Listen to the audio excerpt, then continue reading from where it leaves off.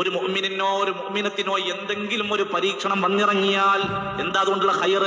ഫീ നഫ്സിഹി, അവന്റെ ശരീരത്തിലോ, വലദിഹി, അവന്റെ സന്താനത്തിലോ, വമാലിഹി, അവന്റെ സമ്പത്തിലോ, ഏതെങ്കിലും തലത്തൂടെ പോകുമല്ലോ. ഇതിപ്പോ മൂന്നോണെ നമുക്ക് കിട്ടിക്കുന്നത്.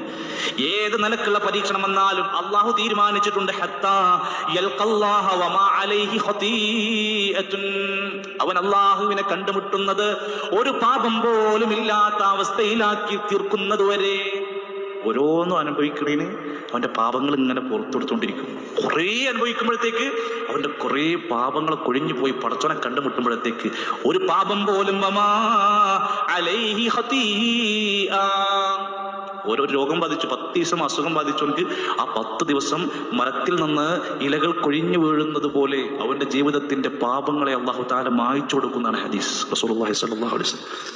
ഇതൊക്കെ നമ്മുടെയും മനസ്സിൽ നമ്മളും ഓരോ ഘട്ടങ്ങൾ വരുമ്പോൾ നമ്മൾ ഉൾക്കൊള്ളേണ്ടവരാണ്.